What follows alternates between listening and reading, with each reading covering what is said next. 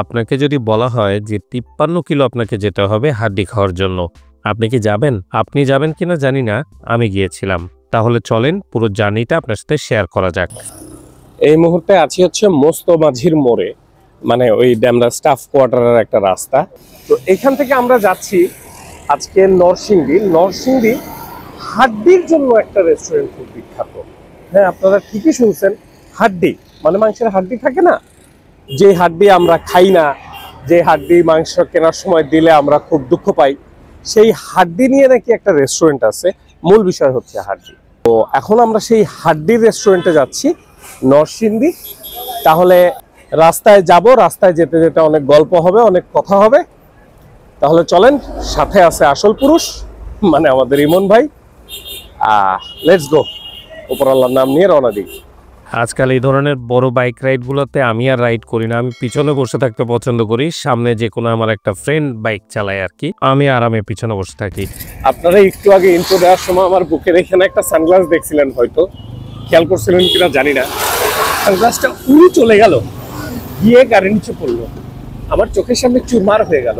যারা আমার কক্সবাজারের ভিডিওটা দেখছিলেন তারা জানেন ওই সানগ্লাসটা আমি পুরোপুরি ৩০০ টাকা দিয়ে কিনেছিলাম। সানগ্লাসটার বিদেহী তার মাগফিরাত কামনা করে বাকি ভিডিওতে চলেন। ঢাকা থেকে বের হইলে না কেমন জানি ভিতরে একটা ফুর্তি ফুর্তি লাগে। লাইক ওই যান্ত্রিক শহর থেকে যখন বের হই দূরে কোথাও লম্বা জার্নি, আমার কাছে বেশ ভালো লাগে। আর জার্নি করতে গেলে মাঝখানে ২-১ বার দাঁড়ানো, এটা আমার একটা অভ্যাস। সো আজকেও আমি বেশ কয়েকটা জায়গায় দাঁড়াবো এবং আপনাদের সাথে এই জার্নিটা শেয়ার করব। আমরা এখন আছি হচ্ছে কান্দাইল বাস স্ট্যান্ড বাজার। তো এই বাজারে এখন এসে একটু দাঁড়াইছি, চা খাইতে হবে। চা না খাইলে আসলে জার্নি করা যায় না। এখানে নামে একটা দোকান দেখলাম যে মিষ্টি, বেশ হাড়িতে মিষ্টি রাখছে আর কি, ব্যাগে। তো আমরা সেই এগুলোর থেকে এখন মিষ্টি বের করব। মিষ্টি বের করে এখন আগে এক পিস করে মিষ্টি মেরে দেবো, তারপরে চা খাবো, তারপরে হাড্ডি খাবো।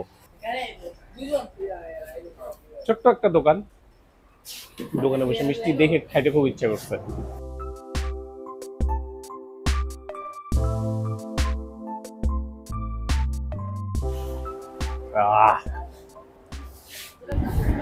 আল্লাহ বাঁচা রাখলে ইনশাল্লাহ নেক্সট স্টপ হবে হচ্ছে আমাদের নিরালার হাড্ডি রেস্টুরেন্টে।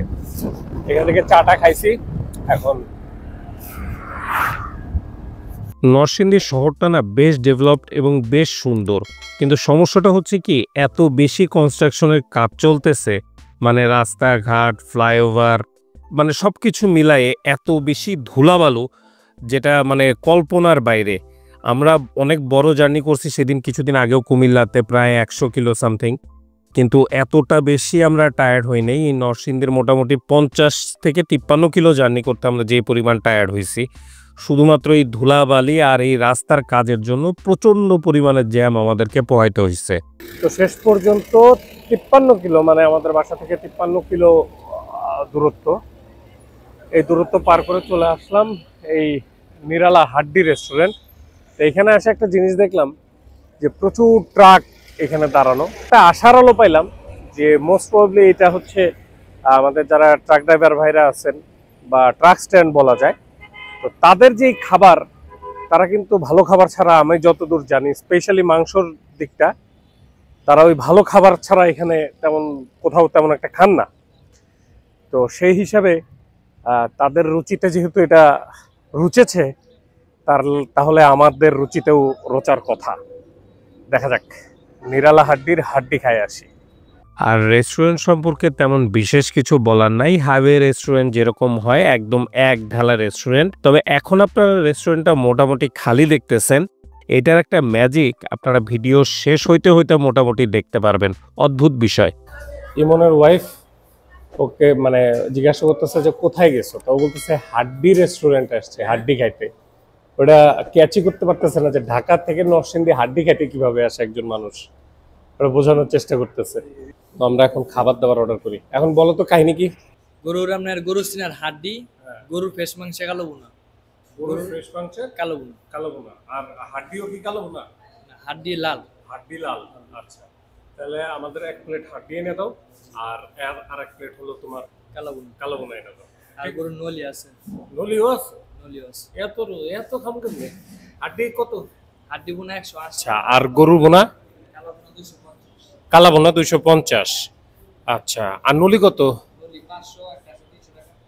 তুমি একটা নলি লাগবো না, তুমি একটা কাজ করো, ওই তুমি আচ্ছা তুমি নলিটা নিয়ে আসো, একটু দেখা যাবে, খালি দেখে আবার ফেরত দিয়ে দেবো। হ্যাঁ, মানে সবাইকে দেখাইলাম।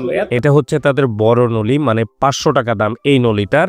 যদিও আমরা নলিটা নেই, এটা জাস্ট আপনাদের দেখানোর জন্য আমরা বলছি যে একটু দিয়ে যান। আর তাছাড়া এই যে হাড্ডি 180 টাকা প্লেট, আর ওই কালো ভুনাটা হচ্ছে 250 টাকা। এটা হচ্ছে গরুর সিনার হাড্ডি। এই হাড্ডি বোনাটুকুর দাম হচ্ছে 180 টাকা। এখানে মূলত আসলে কি সিনার হাড্ডি বলতে এখানে মাংসই আছে, ছোট ছোট মাংসের পিস আছে। আর এটা হচ্ছে 250 টাকার কালাভুনা। প্রথমে 6 পিস দিবে, তারপরে থোড়ার সময় আরো 1 পিস দিবে।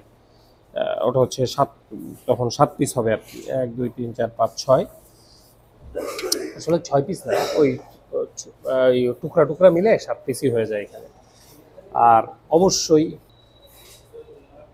বলেন তো কে দেখলে আমার কি হয়, আর সাথে ভাজি, আর তার সাথে ক্ষুধার্ত লোক। ভিডিওতে দেখে ঠিক বোঝা যাচ্ছে কিনা জানি না, বাট 180 টাকায় পরিমাণটা একদিক বিবেচনা করলে ঠিক আছে, কিন্তু কাস্টমার হিসেবে সবসময় আমরা একটু বেশি বেশি চাইছো, আর একটু বেশি দিলে মজা লাগতো। অনেক জ্বালানো হয়েছে তো, অনেক জ্বালানো হয়েছে, পুরা পুরা একটা ফ্লেভার পাচ্ছি। সিনার হাড্ডি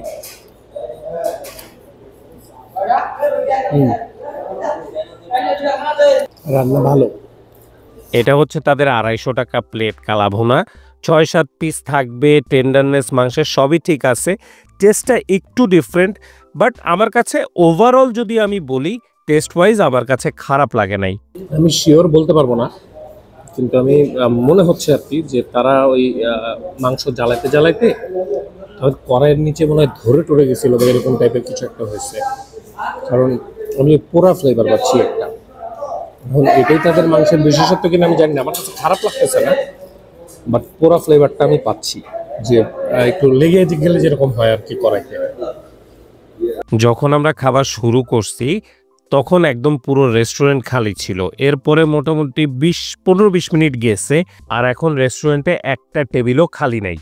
অদ্ভুত এক ব্যাপার, মানে মুহূর্তে ভরে গেল। আমরা এখন এই যে কাকার দোকান থেকে চা খাবো, মানে এই দোকানটা মূলত এই নিরালা হাড্ডি হোটেলের ঠিক বারান্দাতেই আর কি কাকা বসে, এখানে চাটা বিক্রি করে। মানে পরিস্থিতিটা বুঝেন, আমরা যখন খাইতে বসছি তখন কিন্তু মোটামুটি কেউ ছিল না, শুধু আমরাই ছিলাম। খাওয়া শেষ করার আগে আগে মোটামুটি এখন রেস্টুরেন্টে মানুষ দাঁড়ায় আছে, বা অদ্ভুত মেঘের মতো, মানে ওয়েদারের মতো ট্রাস করে চেঞ্জ হয়ে গেল। আশ্চর্য ব্যাপার। তাহলে আজকের সফর মোটামুটি এখানেই শেষ। নরসিংদীবাসী, আসসালামু আলাইকুম, ভালো থাকবেন সবাই। এখন চলে যাব আবার সেই ঢাকাতে, হাড্ডি খাওয়া শেষ। তাহলে ভালো থাকবেন, সুস্থ থাকবেন। ভিডিওতে লাইক করে দিয়েন, শেয়ার করে দিয়েন, মনে কিছু থাকলে অবশ্যই কমেন্ট করে দিয়েন, আর চ্যানেলটা অবশ্যই সাবস্ক্রাইব করে দিয়েন। আল্লাহ হাফেজ।